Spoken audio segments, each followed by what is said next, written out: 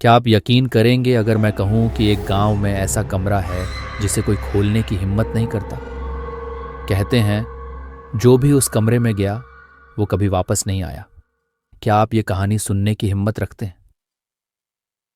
ये घटना 2010 की है, उत्तर प्रदेश के एक छोटे से गांव की।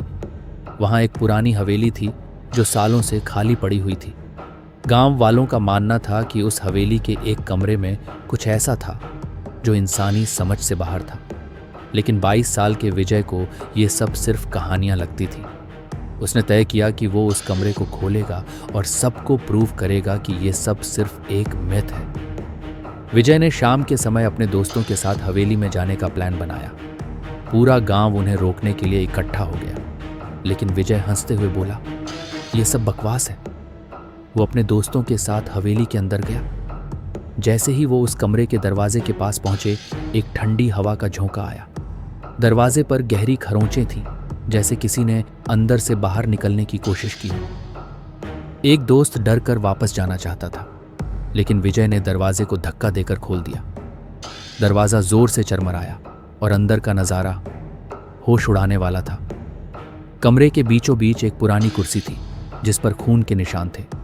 दीवारों पर हाथों के निशान बने हुए थे और पूरे कमरे में एक अजीब सी बदबू फैली हुई थी।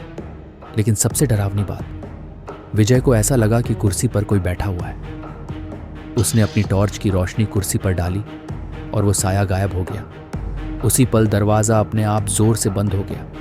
बाहर खड़े दोस्तों ने चिल्लाना शुरू कर दिया। अंदर से उन्हें विजय की चीखें सुनाई दे रही थीं।